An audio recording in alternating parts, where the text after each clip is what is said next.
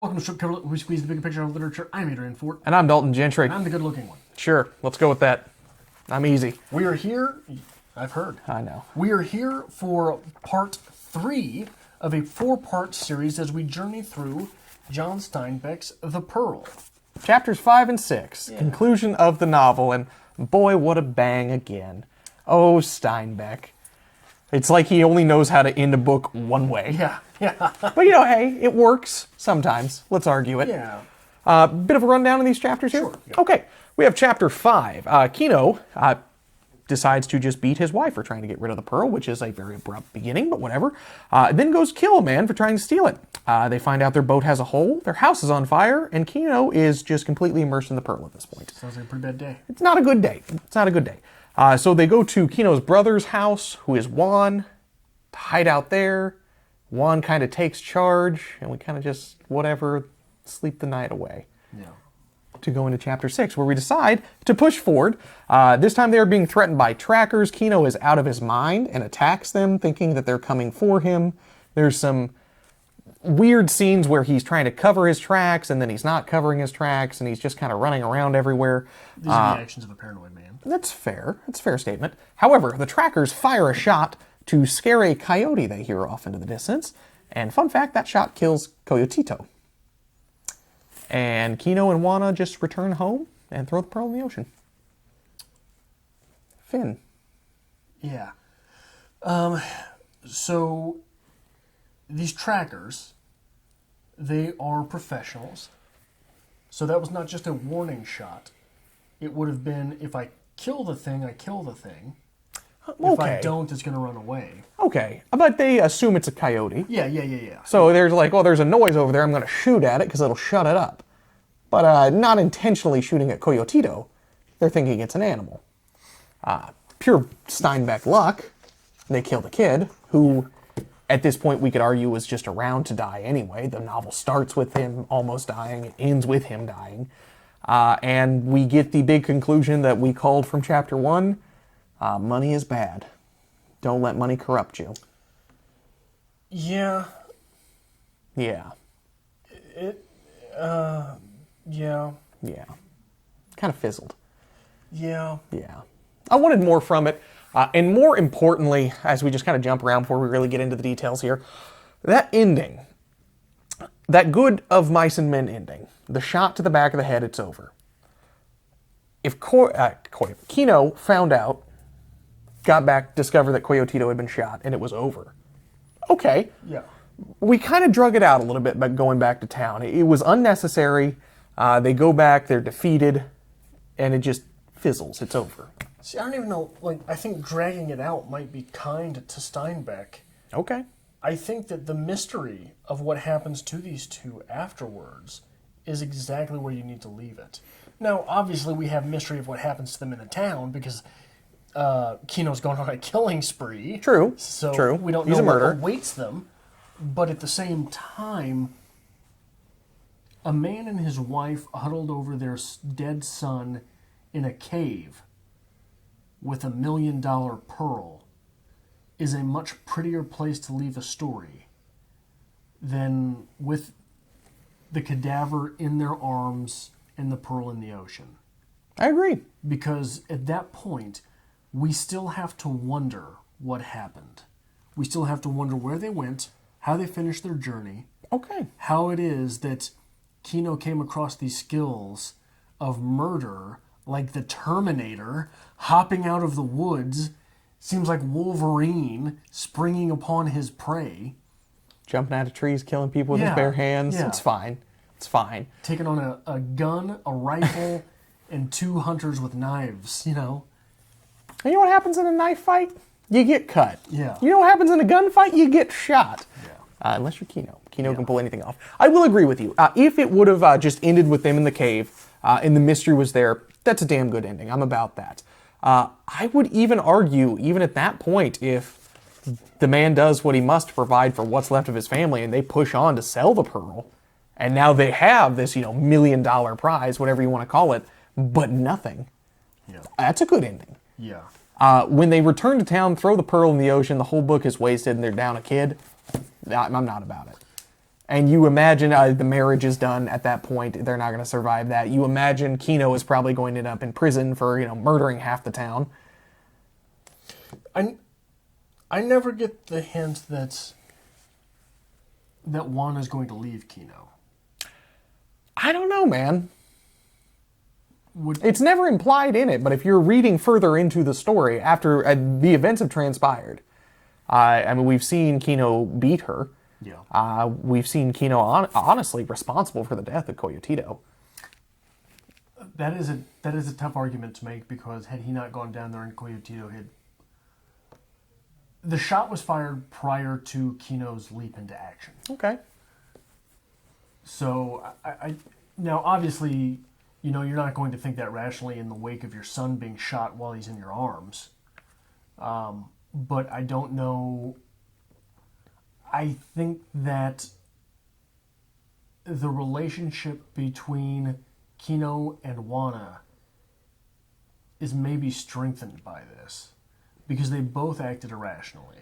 They both acted irrationally, but I don't think either of them can recover from that. No, there's no recovery. It's toast. There's no recovery.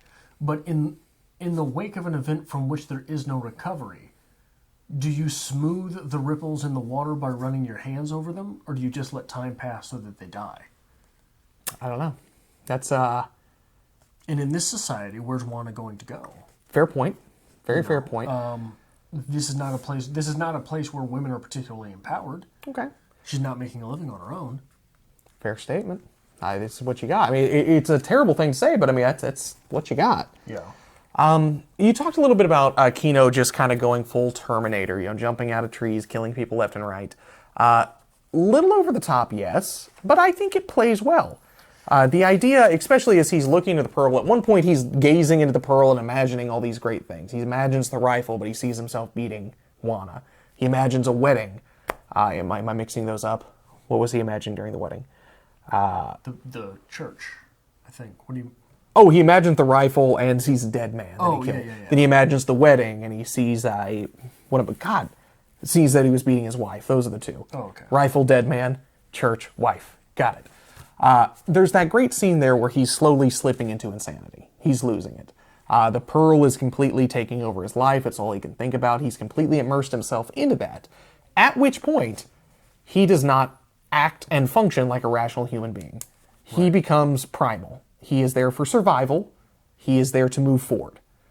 So I think it's well done, honestly. He has these primal instincts. He's very animalistic. He's very almost methodical in his survival. I mean, he's covering his tracks. He's looping back around to follow these trackers. It's well done. It seems like that man who's been pushed over the edge, and now the only thing he can do is survive. Yeah. There's going to be a Liam Neeson movie on this. You know that, right? Yeah. There already was. At the same time, we don't know how credible Kino really is. Okay. He kills a man in the dark that he doesn't know, which is strange because he knows everyone. He knows everybody in town. Yeah. So this is obviously a foreigner from someplace too distant to know that has come for the pearl, presumably. But the trackers, we have no real way to know if they were actually after Coyotito, Juana, Kino, and the pearl. True. And I'm going to point to a quote in the text because of it. When they hear the cry from Coyotito, they say, "I don't know," said the watcher. It sounded like a cry, almost like a human, a baby. They would have known Coyotito's name if they were after these people. True. So they were just passing through. Well, it seems like they were passing through, or actually hunting, but not hunting Kino. Okay. Not hunting Pearl. It's not Pearl season. Yeah, they're out tracking. They're tracking the coyotes, Yeah. something like that, which would be normal for this time. That's perfectly fine. So it is sort of strange that they are on the same path as Kino and Juana, but if it is a hunting path, it is a hunting path. If there is a path through the woods, we have reason to believe these are jungled areas, not just woods. True. Right? So in jungled areas, there are oft-worn tracks, oft-worn paths. It's not like a wooded area in Missouri where you're just going through the woods. Mm-hmm. You've got to have some way to know where you're coming from and where you're going. Got to have a path. Yeah. Okay. Let's discuss and argue the return back to the city, throwing the pearl in the ocean. Is that the correct move? Because, like, I hate to say it, but you've gone that far. You've sacrificed everything. You run the race, you might as well finish it. It is the right move if you are superstitious and believe that the pearl is cursed. Okay. We do not live in that world. We do not. No. You To give me us- $1 million lottery ticket and you die while I'm trying to cash it in, I'm still Then going I've to cash got it $1 in. million, not 500,000. I'm still going to cash it in. It's fine. So maybe for the time, given yes, and maybe for the environment, especially this was being written in. This was a very different time. This is obviously a very different culture who would believe there is a curse of the pearl. However, I don't know, man. I'm again going to argue if they're just like, well, what's done is done. Let's keep moving. Or even if you you want to go back to assume your previous life, don't you take that pearl and sell it to the buyers that you knew? Why not? Yeah. Make a little bit of money. You don't at have a least. house. Gonna have to rebuild one. It got burnt You down. don't have a boat. Has a hole in it. Gonna have to get a new boat. So it seems like, and it's very Steinbeck. They did all this work. They had all these great sufferings. They're back to not even square one. They've regressed because they have no house, they have no boat, they have no son. But we're just going to start fresh again. We're going to throw the $1 million in the ocean and just start again, see where we can go. I don't like it. Yeah. I think it's very, I think it could be argued that even it's a Steinbeck ending. After the shot's fired, well, they're still going to go get the farm with the rabbits, keep on trucking. Well, but so you're referring to Of Mice and Men. Yes, And Lenny in that Lenny and Carl, right? I think so. I can tell you Lenny I'm for blanking sure. out. Lenny's the one that died, right? Yes. Lenny got shot. Yes. Carl, I think, was George. it George? Yeah. So George pulled the trigger. We have no reason to believe that George's life is going to be better after that. No. Right? But it ends right then and there. It ends right then and there. But you're talking about the rabbit farm in the future. We still have hope for. I don't know that we do. Okay. I don't know that we do because he's a tramp. Very fair. However, when we have Kino and Juana here, there is hope for that rabbit farm in the future. They have the means for it. They have this opportunity Yeah, for a better life. I mean, it's an option. However, we just go back to square one. Yeah. Just seems silly to me. But again, maybe it is cursed. Maybe it's superstition, something playing into that. I don't know. That shot to the head ending, though, I think that's all Steinbeck's got. And we're gonna have to read another Steinbeck book. And if somebody gets shot in the end, I'm over it. Well, the argument I was going to make is that the writing in this book is very uneven. And I say that because I've got a lot of quotes from the first third of the novel. Yes. I've got nothing after that. Yes. So it seems to me, as someone who's written a fair deal of stories in my life, this story was started with the end in mind.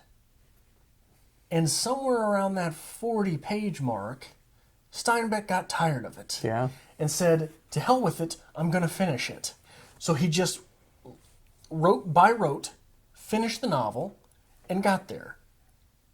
Okay, that's a fair argument. So it feels, because it feels so uneven, it feels like it was plotted and planned beforehand. Or at least, I hate to use these terms, but it was revealed to Steinbeck before he started.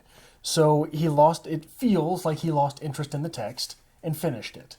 I think it's very fair. Because honestly, that was one of my points I was kind of saving back for the full review of this. There's some really gorgeous writing in this. There's some good writing. Good quotes.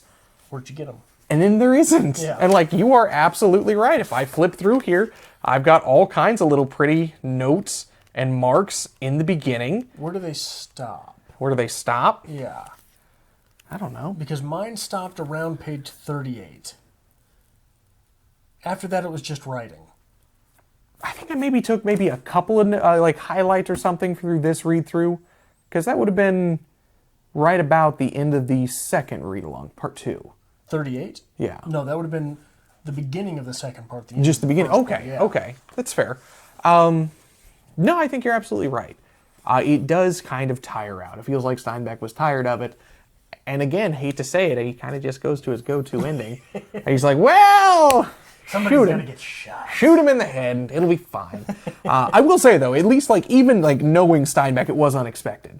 Yeah. I'm like, oh, that's just terrible. How dare you, sir? So there is a little bit of a surprise in this, at least, although it does loop right back around to money is the root of all evil, and this is all bullshit. Thank you for the surprise. But credit where it's due, the beginning of, what were this, chapters 5 and 6? Mm-hmm. The beginning of chapter 5 even, I didn't predict. I mean, we started this whole thing thinking we knew the end, as well as maybe Steinbeck did, right? Yeah. But this whole third part of the read-along was sort of surprising to me, which surprised me, right? So when you're reading a book, you imagine you're going to be surprised somewhat by the end, right? You hope so. I was pretty sure I knew how this was going to wrap up. It wasn't like this. Okay. No, I think you're absolutely right, because in the beginning we see Kino as a very loving, caring husband. His world is Wana. He is wholeheartedly in his culture. He loves his life. He's a good man. And then just out of the fucking blue, chapter 5, well, she took the pearl to the ocean. I'm going to beat her senseless now. Yeah. So at that point, I mean, I think it is well done. Not only is this a surprise, but it shows just how far Kino has been like immersed into the madness of this pearl. Call it the curse. Call it just the idea of this better life, this money-hungry greed. Yeah. But it is a 100% character turn. 100%. So it is surprising. Yeah. I agree. 100%. But it was forecasted, right? We saw him be, like, we have no reason to believe that the people who broke into his house were real. Okay. In that second part of the read-along, right? Okay. We've got no reason to believe that was a real thing that happened. Interesting. Interesting. So we see the beginnings of paranoia taking root. Okay. That paranoia is interesting as well, because do we ever actually see somebody put a hole in the boat? No. Do we ever actually see anybody set the house on fire? No. We just assume. And see a dead body. And see a dead body. So, as we could assume, maybe Kino's just kind of lost it a little bit. Well, no, we do see the house has been burnt down in actuality. Yes. But we have no way But of we have knowing no how it idea who happened. burned it down. Yeah. Quite honestly, did Kino knock something over when he Yeah. left? Was the hole in the boat already there and he forgot to patch it? We don't know. Yeah. So I think there's a lot to be played with Kino's sanity at this point in time. Yeah. And the fact that he continues to just stare at this pearl and talk to it and look at pretty things and hear music. Yeah. Which is a little concerning. A little bit. Yeah. But when I look in your eyes, Dalton, I get righteously angry. That's fair. That's very fair. Yeah, but Anything else you want to talk about? So oftentimes when I finish a book, I close the book and I reflect. Okay. In wake of this, I've used that term like 3 times in this one video. I want you to close your eyes and tell me what Kino looks like. How do you see Kino when you see Kino? Well built, tan, honestly shirtless. This is getting weird. This is getting weird a little bit. Yeah. I wasn't asking for fantasies. Oh, my apologies. How do you, when you see Kino, give me a description of Kino. Physical description. Tan, kind of straight black hair. Obviously well built. He does live on the land, so you would expect that. I don't know where we're going beyond this, though. How old do you see Kino? Oh, young. Really? Yeah. So this is Kino as he appears on the cover of this. Now, I don't know anything about this. I'm assuming this was done for the novel, considering how accurate it is to the contents of the novel. But maybe not. No, Kino's 20 at best. Yeah, I envisioned him as an older man. Really? Yeah, No. I don't know why. I don't know where that came from. Well, it's the idea of the old fisherman, and you're trying to get too much Hemingway in this. The old man in the sea. It's that romantic notion of the old man who provides by sea. Never mind. Well, there's this right inside the novel, which this is the first time I've seen that. Contradicting stories here. I don't know. I really wish that we could have figured out a little bit more about how old he's supposed to be. But, I mean, shit, given this period of time, he couldn't have been too old to have a newborn kid. Yeah, that was my thing. So that was the thing. Once I really looked at the cover, I was like, wait a minute, yeah. So this would be a younger man. He's got one child, and that child is a baby. He'd have to be, like, early 20s, if that. Yeah, so I don't know. I don't know. I don't know why I envision him as an older person. Okay. Does that change the story any, though? If it's an older man doing this? So because I envisioned it as an older man, because I envision Kino as an older man, I think that it changes it for me a little bit that he's younger. Okay. Because I don't see the struggle behind him necessary to invoke such paranoia upon finding fortune. Right? So if this is a 40-year-old man who has lived by tooth and nail his entire life, and he inherits from the bottom of the ocean this pearl, you feel the tension immediately inside him. Okay. But if he is young and hopeful and spry, and he might be searching the bottom of the ocean for years yet to come, I don't know that I immediately find that tension there. Okay. I think it can play both ways, though, because with the young man, we get the irrational, we get the paranoia, we get the... So it's less of a transformation. It's less of a transformation. But if we give it the older man, I could wholeheartedly say the same thing. We get the paranoia because of the curse. We get the wisdom behind what's going on here. So if he could see himself delving into this madness, I think that adds a little bit to it. Plus, if he knows it's coming. Plus the fact that we don't get anything about Juana or Coyotito's parents, do we? No, I don't think we do. So are they gone? We have every reason to believe that this is a community that has lived generation by generation doing what they're doing. We hear about his father's... Juana and Kino's parents, not Coyotito. Because obviously we have Coyotito's parents. Yeah, did I say Coyotito? Yes. Okay. So we have Kino's father's boat, right? Or was it his grandfather's boat? I can't remember. I can't remember off the top of my head either. But we see that, and that's all we see of any generation prior to the ones we have. Okay. So we get his brother. Would you see the brother? No mention of their parents. Okay. Oh, again, we're living in a time period where, well, parents don't stick around as long. We don't have a nice place to put them when they're retired. But we're talking about a 20-year-old man. Okay. You know? So we're talking about parents who are in their 40s. Okay. Both of them are gone? Possibly. It's a hard life, man. Okay. Life expectancy is a thing. I mean, it's not like absolutely, but after the 1100s, I don't know if 40 is what you're looking at. Well, fair. When does this take place again? Like 1200?